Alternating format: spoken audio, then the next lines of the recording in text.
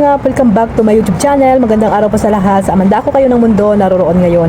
At ito nga guys, no, panibagong reaction tayo mga kalingap ngayong araw.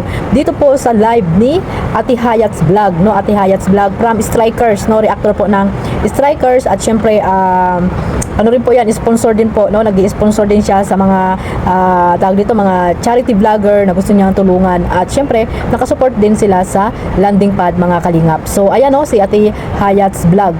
At ayan nga, no, pumasok dito ang isang sponsor na hindi natin alam kung bakit noon pa yan mga kalingap, no. Noon pa yan ay talagang parang pabida-bida mga kalingap, no.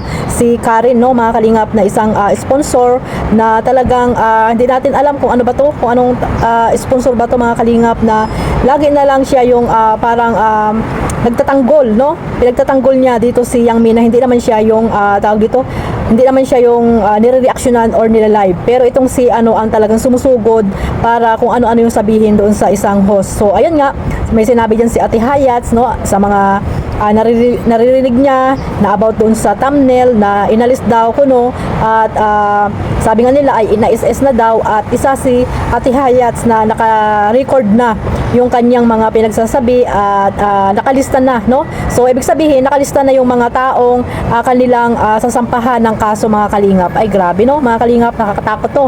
At talagang nililista talaga nila kung sino-sino yung mga taong nambabalahura, no, kung sino-sino yung mga taong nagsasabi sa kanila ng hindi maganda or nire-reactionan ng mga reactor na balahura, sabi nila. So bago natin simulan yan mga kalingap, no, yung reaction natin dito kay Ate Hayat's ay pakinggan natin yung mga sinasabi niya dito sa kanyang live mga kalingap. Ayan, sabay-sabay po nating panoorin at after nito ay magbibigay tayo ng opinion mga kalingap. Ayan guys, mga kalingap, panoorin natin. May mga amoy-amoy na saan ba tayo dadalhin yan? Si Sasa. Kapatid Kapart, shoutout sa'yo. Good evening. Good evening kapatid. Dito si Sasa ang reaction na natin. Si Sasa, si Teacher In at saka si Darlene. Silang tatlo versus Yang Mi at saka si si Kambing. Tapos ngayon, wait daw and see. Mag-wait daw tayo and see sa pag-uwi niya. Dahil mayroon daw isa nagpalit ng thumbnail pero na-screenshot daw niya. Sige, ay maganda 'yon. Maganda 'yon. Sige. Di ba? Si Sasa, shout out sa'yo. Bakit? Ewan ko sa kanila. Ewan ko sa'yo. Bakit may mga maasim ang amoy, tapos may putok? Ano ba yan? May maasim, may putok, maasim ang amoy. Di para palang ano yan? Ano yung pang-asim? Parang kamyas. Kita ko ng thumbnail. Baka ako yun. Baka ako yun ang ibig niya sabihin. Dahil yung isa daw nagpalit ng thumbnail pero na is daw niya yun.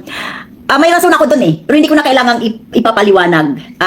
Nakapiright ako doon. At sabi doon, ay paliwanag ko na. Nakapiright ako doon dahil ang sabi doon sa email sa akin, not friendly. Dahil yung ano doon ay hiniram ko yung thumbnail ni Langga. Hiniram ko yung thumbnail ni Langga, yung tungkol na sa kupit.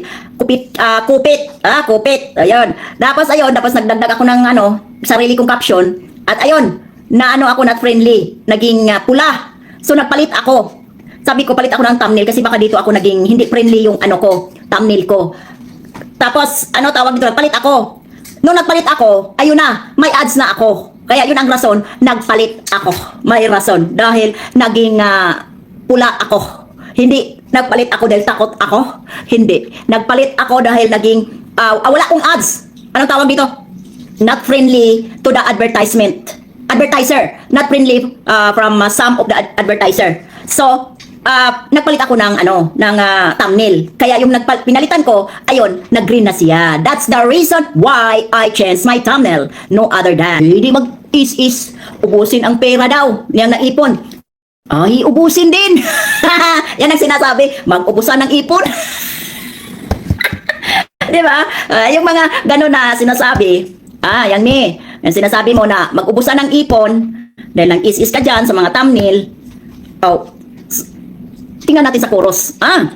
Tingnan natin sa chorus. Kasi sa tingin naman natin ay sa tagal natin dito sa ibang bansa, siguro ay mayroon na rin tayong naipon at mayroon na rin tayong napundar. Di ba? Kaya ano natin yan?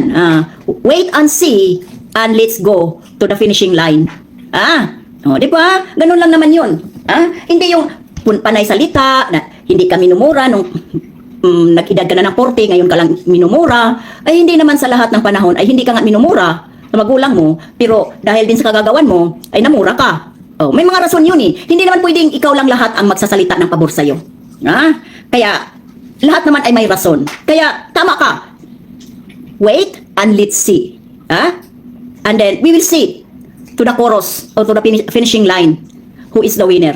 Mag-ubusan ng ipon, let's go to tango. Let's go to tango and we will see. Because hindi lang tungkol sa pera ang labanan dyan, sa katwiran din. Di ba? Kung yan ang sabihin mo, mag-ubusan ng ipon, tingnan natin. Tingnan natin. Dahil po, wala namang wala namang bayad ang magyayabang. Di ba? Walang bayad ang magyayabang, walang bayad magsasalita. Kaya, magsalita tayo hanggat kaya natin. Magyabang tayo sa gusto natin, kailan tayo, hanggang kailan yung yabang natin. Di ba?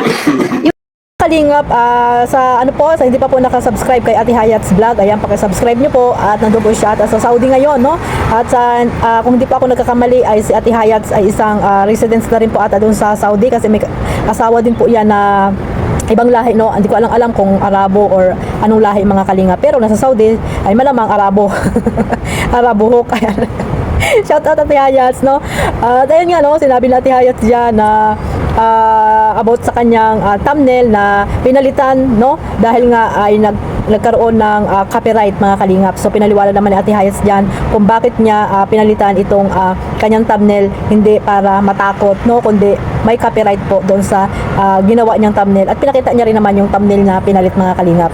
So ayan, no, wag niyo tatakutin mga Kalingap, hindi man takot yung mga yan, mga strikers na noon pa man ay mga na sila, ganyan na po talaga ang kanilang mga pagre-reaction, no? Hindi sila balahura kung hindi kayo gumagawa ng ikakabalahura nyo din. Ganun lang naman yun mga Kalingap.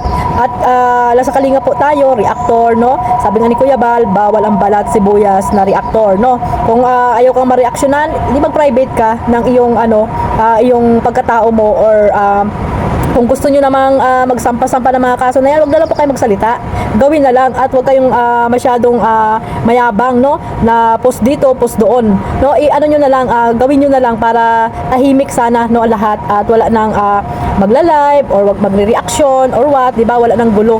Lang naman yan, hindi naman sana humaba yung mga kaguluhan na yan kung ang isang tao ay nagpakumbaba na lang, no, si Yang Mi, no, na sana hindi na po siya humaba po yung mga na akusasyon sa kanya or hindi po siya nire-reactionan kung noon pa man ay pinaliwanag niya lahat kung ano ba talaga ang mga nangyari, kung bakit saan nagsimula, kung bakit siya nireaksyonan. Pero ayun nga, 'di ba, nagkaroon nga ng advice si Teacher N, na ngayon nga naulit na naman na galit sila pag pinagsasabihan sila or nagbibigay ng advice. So wala na po tayo diyan kasi hindi nila matanggap 'yon na yung ibang opinion ng ibang tao, 'di ba, or advice ng ibang tao. So wala po tayong magagawa doon mga Kalingap. So kaya yan, humaba ng humaba, no? Kaya wala po tayong diyan, wala tayong dapat ikatakot kung ano man yung mga sinasabi nyo dyan. Like dito nga kay Ate Hayat's, no, nag-live at pumasok nga dyan si Karen na nakita nyo naman yung mga comment niya, di ba? Yung mga comment niya mga Kalingap na see you on the court daw. Ikaw ba i-uwi, Karen, or sino ba ang magsasampa ng kaso? Pag ikaw ay umuwi, ay sigurado hindi ka lang makakabalik ng US. Sabi ni nabasa ko lang, no? Sabi ni Marilyn Chiang, kung ikaw ay may doon, ano ba yun? Green card ba yun sa USA, mga Kalingap, pag umuwi ka ng Pilipinas at nagkaroon ng ng mga kaso-kaso na yan, ay hindi ka na daw makakabalik ng US pag ganon. So sabi lang yun, no? Nabasa ko lang yun, hindi ko naman yun alam kung totoo ba, di ba? Sinasabi ko lang. So siguro naman hindi siya uuwi kasi nga ang dinidepensa niya siguro dito si Yang Mi, na hindi naman natin lingid naman sa kaalaman nyo na si Karen ay isa sa mga sponsor, no? Sponsor na ngayon ko lang naman narinig din ang pangalan niya, ni Karen. At ayun nga, no, panay siya post comment, no, nakaraan pa yan na nireactionan ko din yan si Karen na galit nga din, pero hindi nila pinapanood muna or pinapakinggan yung mga sinasabi ko, no, about doon sa sinabi niya na nag-comment siya noon na mahilig daw sa travel itong si Kalingap Rab, pero umaasa lang sa sponsor. Yan yung yung na yon, yung tawag dito, yung nireactionan ko sa kanya, nandiyan yan, pero i-review niyo po yung mga reaction ko diyan na nireactionan ko din yan si Karen. O ngayon, ito na naman po, nagbida-bida na naman siya sa isang comment section dito kay Ate Hayat na kung ano-ano na naman yung mga pinagsasabi niya, no, na milyon na daw yung mga naitulong niya. Mayroon na daw tawag dito, may resibo daw yan na pinapakita si Yang Mi. Ay ngayon lang nagkaroon ng mga ganyan kasi nga nalaman na nga na hindi siya transparent sa mga sponsor na umalis dati dyan sa Jumcar 18, no. At pagkakaalam ko, anong milyon ba na talaga ang naitulong mo, Karen? Ikaw mismo ba ang nagbigay ng milyon? Yan ang tanong ko sa iyo, kung ikaw ba talaga ang nagbigay ng milyon na yan na tulong mo na pinagmamayabang mo dyan sa comment section, no? Wala namang masama dyan, mga kalingap, kung milyon nga ang tinulong mo, pero dapat isipin mo rin, no, mga kalingap, isipin mo rin kung ano ba kung tama ba yung pinagsasabi mo dyan, no? Ikaw ba isang sponsor na parang wala naman nagtatanong sa iyo kung ilan yung mga tinulong nyo o tinulong mo, di ba? Ikaw na mismo yung nagpapayabang diyan sa comment section for what, di ba? Para tawag dito, magpa-impress ka sa mga viewers, no, na hindi ka naman tinatanong na kung ano-ano yung mga kino-comment mo diyan. Like yon, yung makikita na lang sa korte. Para namang mga bata yung mga pinagsasabihan nyo, mga kalingap, no? Para mga bata yung pinagsasabihan mo, Karen, no? Sarili mong anino yung mga tinatakot nyo. Sarili nyong anino yung tinatakot nyo, no? Kung magsasampa kayo ng kaso, huwag na magsalita. Ganun lang yon. Kasi baka mabaktuyo kayo, no? Baka mabaktuyo kayo, mga kalingap, at mapahiya lang, no, mga kalingap, mapahiya lang pari-pariho. Kaya kung mayroon kayong sampa-sampa na yan, gawin nyo na ngayon na. Huwag nyo nang patagalin pa, no? Baka malusaw na yung mga na yan, yung mga tawag dito, mga issue na yan. Kasi matagal pa December pa daw. Ewan kung sino yung uuwi ng December, no? Abangan natin yan, guys. Abangan natin kung ano bang mangyayari dyan. So ayun, no, mga kalingap, ang masasabi ko lang dito kay Karen, sana tumigil na siya, no? Tumigil na siya ng masyado siyang bida-bida sa mga comment section, no? Masyado siyang bida-bida. So kung sponsor ka, sana tahimik ka lang, no? Gayahin mo sila, yung mga ibang sponsor dyan na tahimik lang na tumutulong, di ba? Hindi yung para ikaw yung mag-ano ka, kaya gawa ka na ng channel, no? Para mag-ano ka live, or kung may irelibat ka, makapaglibat ka, di ba? Kung may didipinsan ka, makakapagdepensa ka, gumawa ka na lang ng channel para mas maganda, di ba, mga kalingap? Hindi yung comment ka dito, comment doon, di ba? Tapos magagalit ka pag nireactionan ka, di ba? Nagalit ka nga nung nireactionan ka, syempre comment mo yun, nasa public bagayan. Kaya nare-reactionan ka, kasalanan mo din, di ba? Mabuti sana kung hindi ka nagko-comment o hindi mare-reactionan yung mga comment mo dyan na puro naman ka anuhan. Hindi ko alam kung ano ba yung mga pinagko-comment mo dyan, kung may katotohanan ba or tinatakot mo lang si Ate Hayat. Parang nakalista na yung mga dyan, marami-rami ata yung masaya yan, no? Masaya yung magaganap na greet and meet na yan. Meet and greet pala. Meet and greet pala, mga kalingap, nagkamali tuloy. So ayun, no, natawa lang kasi ako, nakakatawa lang, mga kalingap, ang mga nangyayari kasi hindi naman talaga haba yan kung yung isa ay nagpakumbaba at sinabi kung ano yung mga paratang sa kanya, nilapag yung mga resibo na dapat niyang ilapag, di ba? Kaso hindi kung ano-ano yung mga pinagsasabi pa sa mga sponsor, di ba? So ayun, mga kalingap, at abangan na lang natin kung ano yung kakalabasan ng mga pinagsasabi dito ni Karen, no? At kung ano si Ate Hayat, no, at iba pang mga reactor, siguro kasama din ako diyan. Nakalista na ba ako diyan? So hanggang dito na lang po, at ayun, shoutout na lang po sa lahat, kila Kuya Bal, Ate Edna, at Kalinga Prab, at sa lahat po ng mga nasa landing pad, mga sponsor, OFW, mga reactor, shoutout po sa inyong lahat. God bless us all, mabuhay po ang Team Kalingap. Bye bye.